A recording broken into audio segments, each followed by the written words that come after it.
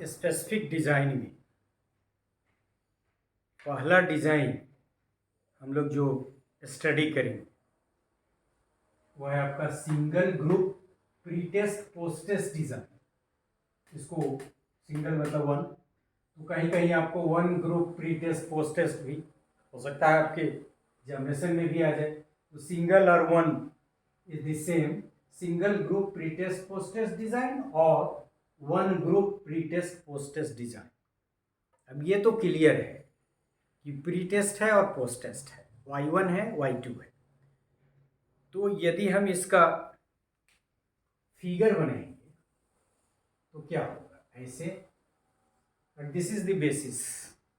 ये बन गया तो बाकी चीज़ तो आपको मेरिट्स एंड लिमिटेशंस है वो आपको अपने साइड से भी होगा, कुछ कलेक्ट करना पड़ेगा, कुछ समझना पड़ेगा। तो यहाँ इसमें क्या नाम देंगे, इसको प्री टेस्ट।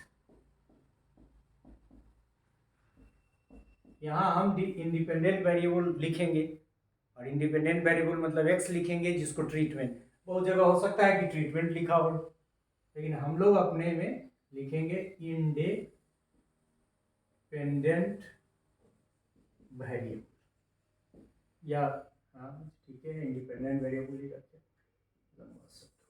और आपका कह रहा है कि पोस्ट टेस्ट मतलब Y2 भी है, ये है।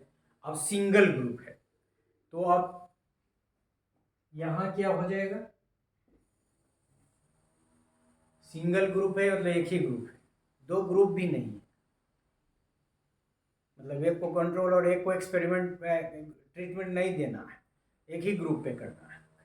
तो ऑब्वियस है कि वो ग्रुप जो भी है उसको हम प्री टेस्ट कर लिए, उसको फिर ट्रीटमेंट दे दिए और उसका फिर पोस्ट टेस्ट कर दिए। सॉरी यहाँ गलत लिख दिया हमने, यहाँ पोस्ट टेस्ट लिखना चाहिए था,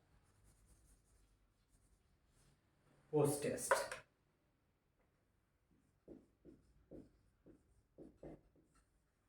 मतलब डिजाइन में इतना ही है, ये एक ग्रुप है जिसका प्री टेस्ट हमने ले लिया, फिर ट्रीटमेंट दिया और फिर पोस्ट टेस्ट ले लिया।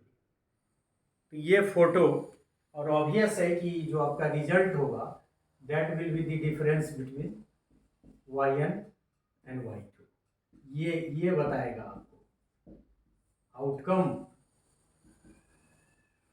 क्या है। तो डिजाइन इतना ही है, आपने डिजाइन समझ लिया। किसको समझ लिया, one group pre test post test design. One group pre test post test design, और इसके साथ एक और डिजाइन है जिसको जो आपके करिकुलम में नहीं है तो हम उसको मेंशन नहीं करेंगे, इसी से मिलता जुलता स्टैटिक ग्रुप कंपैरिजन डिजाइन। हो सकता है हम लेक्चर में उसको कभी डाल दें, but that is not listed in the curriculum of Patna university MEd programme. So comparison design, static group comparison design, बहुत सोर्स में उसके दूसरे भी नाम होंगे, are classified as pre experimental design. क्योंकि एक क्लासिफिकेशन आपने देखा था कि प्री एक्सपेरिमेंटल डिजाइन भी है, मतलब pre experimental design offer minimal control of extraneous variable, क्योंकि बहुत सारी चीज़ तो टेस्ट भी नहीं हो रहा है, प्री टेस्ट भी नहीं है, तो रैंडमाइजेशन भी यहाँ नहीं है। Even them they are quite often used for educational research. लेकिन हम लोगों ने जब रिसर्च के एट्रीब्यूट्स और क्लासिफिकेशन की स्टडी की या फिर यह जानने का प्रयास किया कि रिसर्च डिज़ाइन को कैसे सिलेक्ट करें,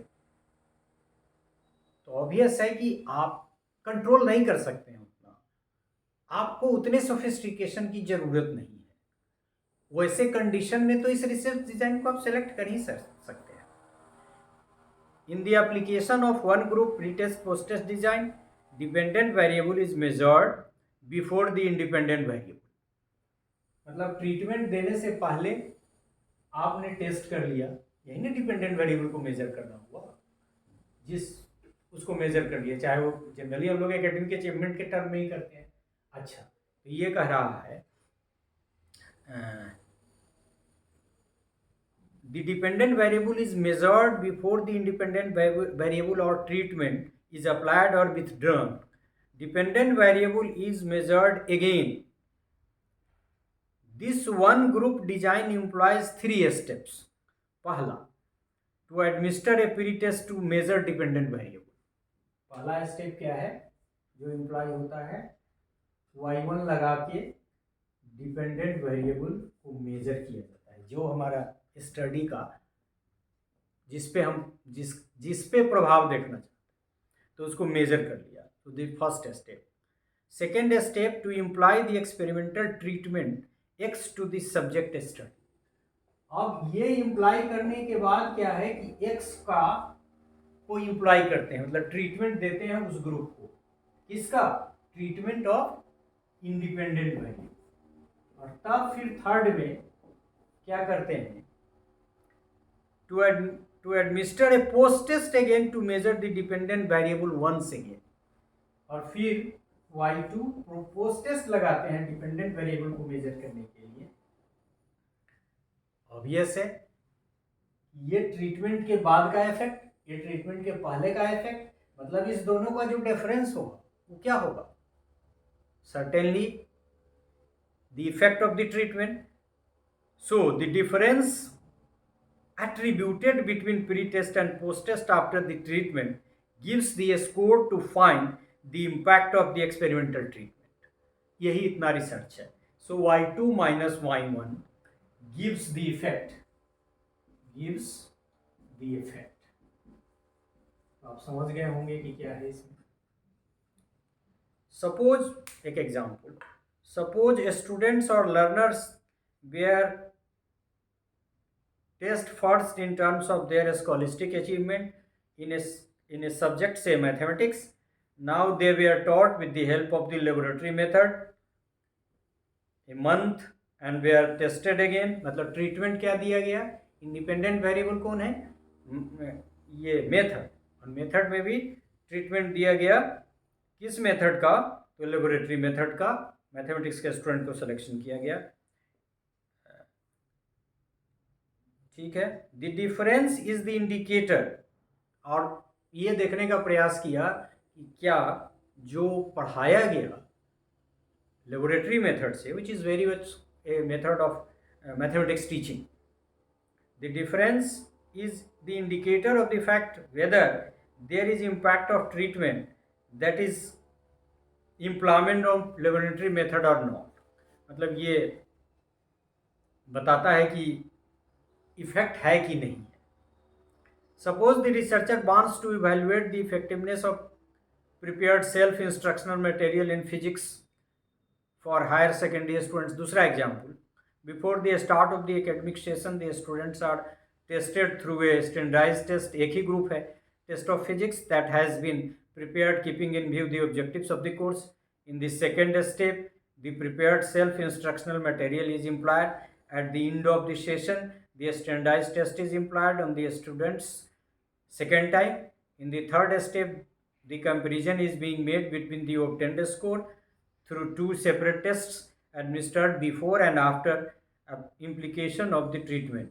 Here the application of self-instructional material or teaching method, teaching instruction are the 2 treatments. 2 example हमने लिया कि एक में पहले टेस्ट कर लिया, मतलब प्री टेस्ट लिया। ऑब्वियस है मैथमेटिक्स का स्टूडेंट है, मैथमेटिक्स का कोई टेस्ट लगाएगा।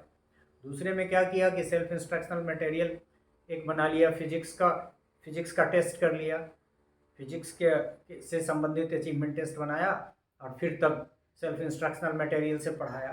तो सेल्फ इंस्ट्रक्शनल मटेरियल ट्रीटमेंट है और बाद में इफेक्ट देख लिया। चूँकि सिंगल ग्रुप है इसलिए एक्सपेरिमेंटल और कंट्रोल ग्रुप का कंसेप्ट ही नहीं है, रैंडमाइजेशन यहाँ नहीं है।